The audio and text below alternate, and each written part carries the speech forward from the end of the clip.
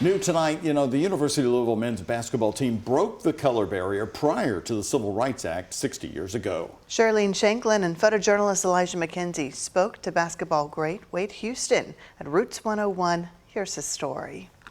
Now, his brother was a coach at Tennessee State. Wade Houston's rise to success took flight during the Civil Rights Movement. Leaving his family behind in Alcoa, Tennessee, he moved to the Bluegrass to play basketball at U of L in the 1960s. But his loved ones had concerns. Yeah, they were concerned, and I was concerned because there was so much of an unknown, because you got to remember, the Civil Rights Act wasn't passed until 1964, so in 1961, 1960, 59, there were still a lot of issues taking place in the South that was scary. Houston, along with teammates Eddie Whitehead and the late Sam Smith, found themselves playing in areas where blacks were not accepted, but the road was paved in history. Football players had been in school before us in the 50s, Lenny Lyles and Lee Callan, Ernie Green, those guys paved the way for us.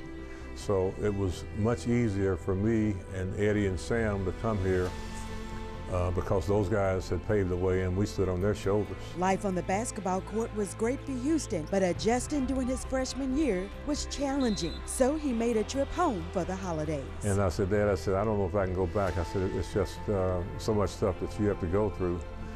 And he looked at me, he said, well, let me tell you something. He said, now, we went through a whole lot more than you're going through. It was at this point Houston's father laid down the law. He said, you're going back to school. And I thought about it, and I said, he's right. And the rest, they say, is history.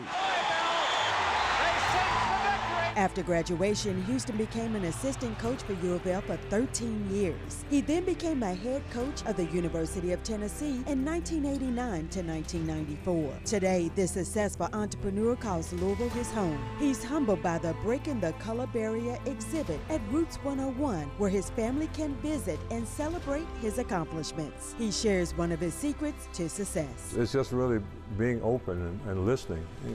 A lot of people don't know how to listen. My father told me years ago, he said it's hard to learn when your mouth is open talking. So I said, you're right,